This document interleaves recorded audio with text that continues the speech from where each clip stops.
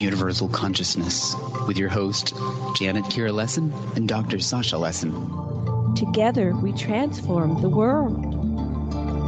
And now, here are your hosts, Janet Kira and Dr. Sasha Lessin.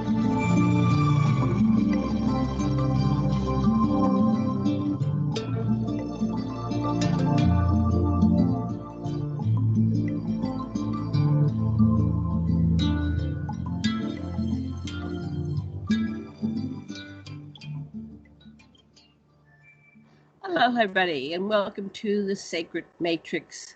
I'm your host, Janet Kira Lessin, with my co-host, Dr. Sasha Alex Lessin. Our producer is Debra DeFranco, but today we're going to do a panel with Nikki Yanke. And you're listening to Revolution Radio, Studio B. And Nikki is a longtime experiencer of the paranormal, which includes interactions with ghosts, aliens, angels, and just about everything in between. She went through her childhood in a very strict, fear-based religious household, and she was told that the spirits she was seeing were demons, or that her imagination was way too big. As a consequence, she grew up terrified. She tried to ignore these spirits, entities, aliens, and make excuses for what she was seeing, hearing, and dreaming, but they just kept coming. So as she went into adulthood, she could no longer ignore them, and she decided to accept them as part of her life, but rarely spoke of them to friends and family for fear they would think she was crazy. And she realized she could, even though she couldn't hear them, she could communicate with them. So we're going to go through Nikki's life a little bit, and we're going to do a panel and just discuss everything like what Nikki experienced. Everything paranormal, extraterrestrial, interdimensional, spiritual, ascension, consciousness, whatever we want to talk about today, because that's what we're going to do. Dr. Lessin, what would you like to say? Well, we are assaulting pluralistic ignorance. That is, so many of us have had experiences that have profound effects on our ideas of reality, and yet we keep them to ourselves because we don't want to be ridiculed or whatever. But everybody's got stuff like that. Everybody's talked to their deceased relatives, and they're doing it right now. And so when we have Nikki coming forward, she's every person. We can all come forward and share our collective unconscious and our collective conscious, what's going on, and get a much fuller and more interesting picture of the reality in which we are living now. So welcome back. We've had Nikki on our show 3 or 4 times. We love having Nikki here every so many months. I think the last show was in February. Wow, time does fly. How you doing, Nikki? You were sharing a little bit before we came on the show about some things that happened, like you were in a 10-car accident. Welcome back and catch us up with what's going on in your life. What happened? Oh, thank you. I'm happy to be back. I'm glad you guys keep asking me to come back. I was mentioning before we started the show today that I've been getting attacked a little bit, and I was driving to work a couple of weeks ago, and everyone was slamming on their brakes. Apparently there was an accident a couple of car lengths ahead of me. And as I don't know if you've ever been in that situation where you're like slamming on your brakes and you're kind of watching your rear view mirror to see if that car is going to hit you from behind. And a car came and hit me from the side. So I hit my head so hard that I think it knocked me out for a few seconds. And it totaled my car. I couldn't get out. I was like kind of observing the situation, and I thought this black car had hit me because it had like spun around and was facing me on the side. So to me, it made the most sense. But when we got the police report, the people that witnessed the accident said a white car had hit me and it took off. And the cameras, the police, no one got any information on it, just that it had hit me, totaled my car, and somehow managed to get away in miles of traffic, I guess, because we had like 5 lanes of traffic completely shut down. So at first I was like, no, that somebody's hiding something. And then I started thinking about it and I'm like, oh my gosh, I know deep down, I knew it was something that either had gotten into someone and taken over them temporarily, um, or, well, that's what I believe it was. Just 2 days after that, I had an energy pull my feet from under me and made me fall on some stairs, which had happened about 4 years ago in Mexico at the Teotihuacan pyramids. And it was the same exact thing. And I could kind of see it out of the corner of my eye. So I knew it was there. I was trying to be extra careful because I had just been in the accident. But when they went to, they kind of come after you, it seems like when you're at a weak moment. I was already kind of limping around a little bit. And Who are these targeters? Who or what is targeting you? oh, I believe it's just some dark energy that when you come to this place or this realm as a bright light, a light worker, that you're automatically going to be targeted. And I had recently kind of decided to start going for it a little bit more. Like, although I've done a couple of radio shows with you, I haven't I've still been a little bit on the conservative side of telling my story and my life experiences. So I kind of had made that decision, like I'm just going to go ahead and go out, and whoever asks, I'm going to tell the truth and they can accept it or they don't have to. And I swear it was within the week that I kind of made that decision that it started kind of coming at me again. I started practicing some shamanism techniques.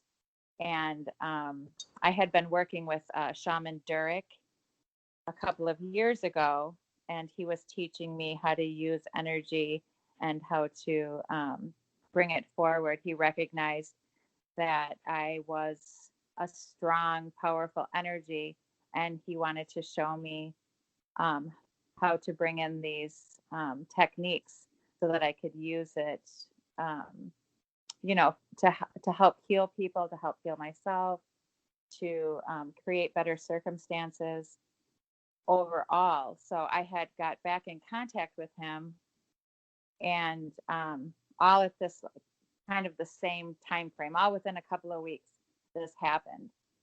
So to me, it was almost like I alerted them, and they wanted to slow me down or stop me. So these things seem to happen in circumstances like this. Wow, Nikki, it would be really interesting if you would get in touch with the part of you that kept you hidden, the conservative part of yourself that said, "Don't be out there; it's too dangerous," and that part that you've overcome, and I guess that's what's getting resonated. Could we talk to that part of you that decided you'd better be careful? When did you decide that? And what is its interest now? Well, I think it's the part of me I think that you're asking was with me like the whole time, like my whole life. I was always pretty conservative. When I was seeing things, even as a young child, I never told anyone. If I did mention it, it got put as, your big imagination, or you think you're seeing that, but you're really not seeing that. It was, a tree moving, there's a million things. And at times they are true. It was a tree, or it was, so when you're young, you're just like, nope, it's my imagination. Nope, it's my imagination. So who was telling you that? Who is telling you this? Your mother was stifling you. It sounds like it must have been painful. Must have hurt to be treated that way. I didn't take it as, I guess I hadn't really put much thought into like the feelings around it. It was kind of that situation growing up overall. So I didn't like, it wasn't just that one thing that was stifling. We were strict Jehovah Witnesses. And in that religion, the male is the superior, you know, so I was already used to, you know, be quiet, you're a child, be quiet, you know, you're a female, be quiet. So that was just one of another reason. But right now, it seems like you're in danger of, you know, getting physically broken and hurt from exposing yourself. Is what it's not just something inside of you punishing yourself. There's just something is being manifest outside of you. Well, it's happened for quite a while now, but it seems to die down and then it picks back up at times. So I don't know exactly. I'm kind of associating my decisions and contacting the shaman again, and starting to like really practice more religiously with I meditate quite often, but I was getting a little relaxed on it. So I'm like, oh, I got to pick this back up. Like, look at this, you know, look at the world today and what is happening. I can't go down with it like this. I have to try my best to overcome this. So I think when you make these decisions and they see your light kind of spark back up, it's just a draw. Everyone has a purpose. Every energy, every spirit, everything out there has a purpose. It's just their purpose. Their reason for being here is to put out bright lights. You know, they're like water to fire. So it's just what they do. So for me, you're saying that if you meditate, you build up your spiritual resistance to forces like that. Do I have you right?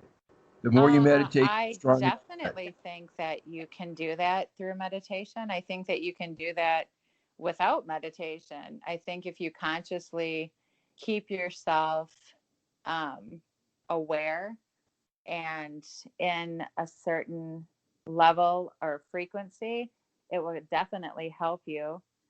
I don't know that you can avoid everything, but